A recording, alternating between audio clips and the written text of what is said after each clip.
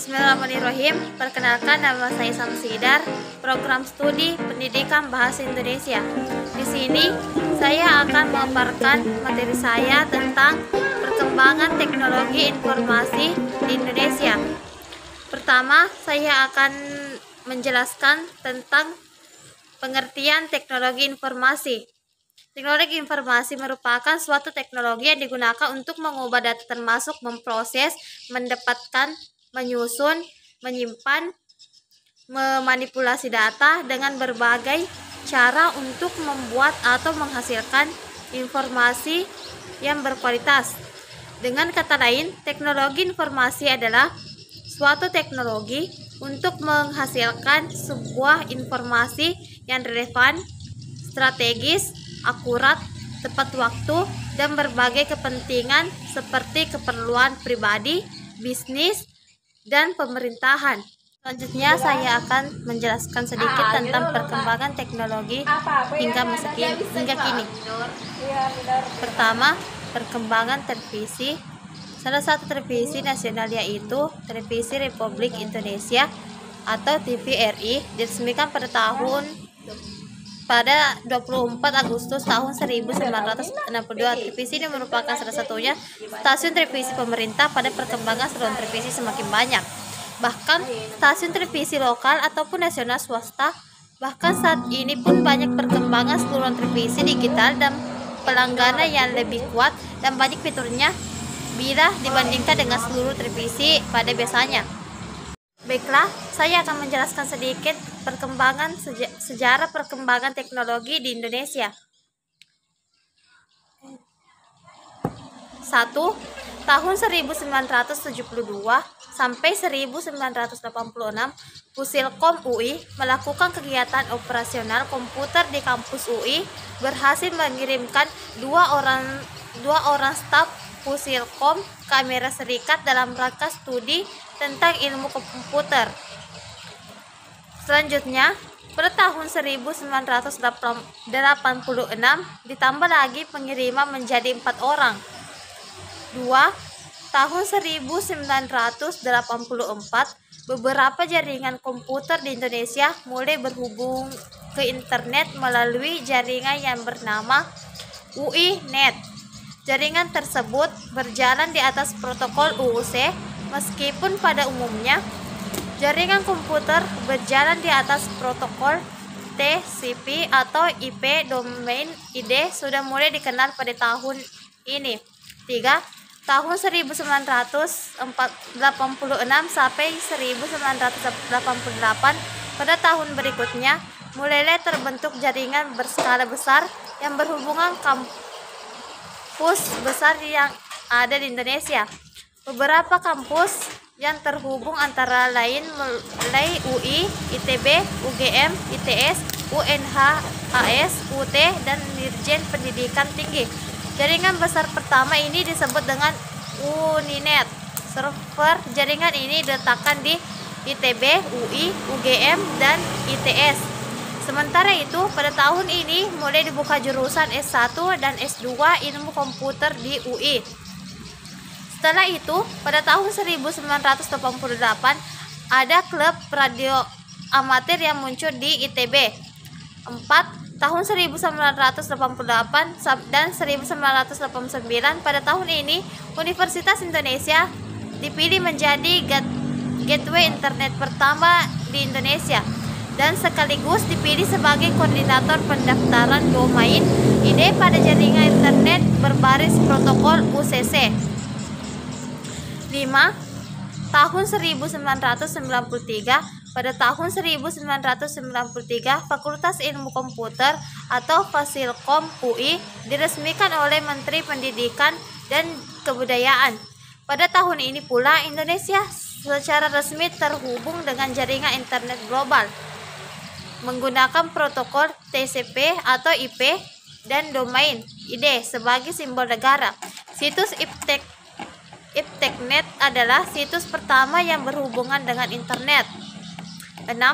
Tahun 1994, setelah hanya dicoba dan dimanfaatkan di lingkungan kampus.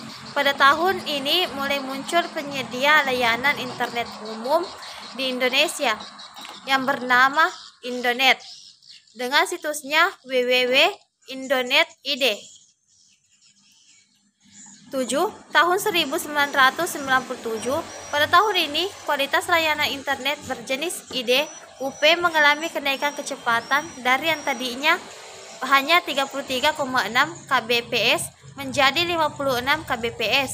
Sejak tahun ini banyak perkembangan pada dunia komputer dan internet. Setelah tahun ini semakin banyak penyedia layanan internet beserta variasi program atau layanan internet yang beragam hingga saat ini. Untuk mendapatkan internet dengan kecepatan standar 10 MB per s pun bisa sangat terjangkau. Selanjutnya saya akan menjelaskan tentang perkembangan teknologi di berbagai bidang. Pertama yaitu di bidang pemerintahan. Salah satu teknologi informasi adalah pada bidang pemerintahan.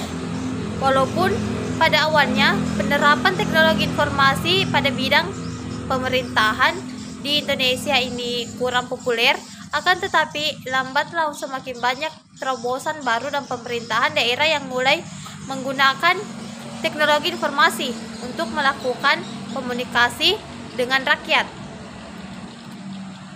Program-program seperti layanan website terpadu, akun sosmed pemerintah, bahkan akun bupati dan lain sebagainya, dewasa ini banyak dimanfaatkan untuk menangani masalah pemerintahan. Ada banyak sekali dewasa ini kota yang telah menjadikan teknologi informasi sebagai salah satu basis dari pemerintahan yang dilakukan, seperti misalnya menggunakan akun Facebook, akun Twitter, akun Instagram, dan lain sebagainya. 2. Bidang keuangan dan perbankan. Bidang perbankan dan keuangan tidak bisa dipisahkan dari yang namanya teknologi informasi. Ada beribu bahkan berjuta transaksi yang terjadi hampir setiap hari, dan tentunya hal ini tidak akan bisa dilakukan tanpa adanya teknologi informasi yang kuat. Berbagai layanan perbankan dan keuangan bahkan menjadikan teknologi informasi sebagai basis dari mode pelayanan yang cepat dan responsif. 3. Bidang pendidikan. Bidang pendidikan juga merasakan adanya manfaat yang luar biasa dari adanya teknologi informasi dan komunikasi yang mendukung aplikasi teknologi informasi dan komunikasi yang tepat. Berbagai model pembelajaran bisa dilakukan dengan mudah dan cepat, seperti misalnya dengan melakukan pembelajaran dengan bantuan proyektor dan lain sebagainya.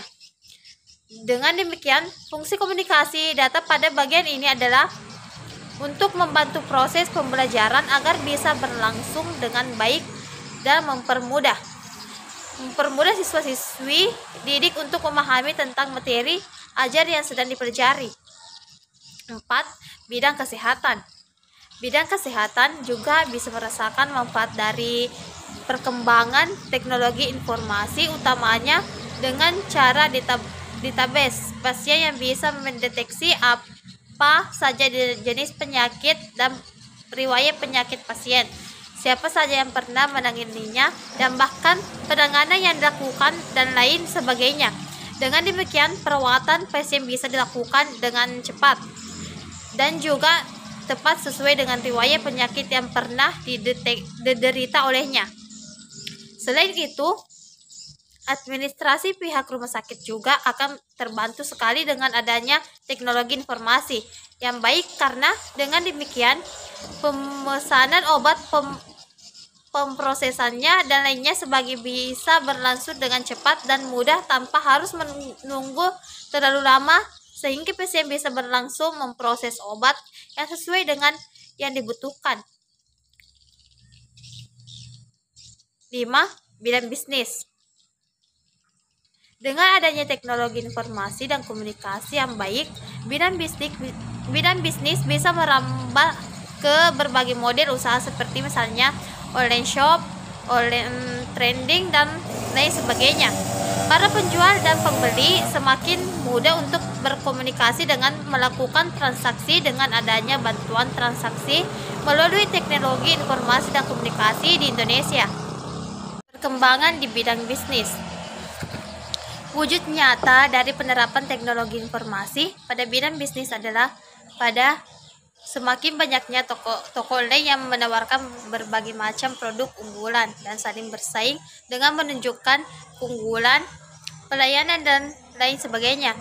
Tanpa adanya sistem teknologi informasi, hal tersebut tidak akan bisa terjadi.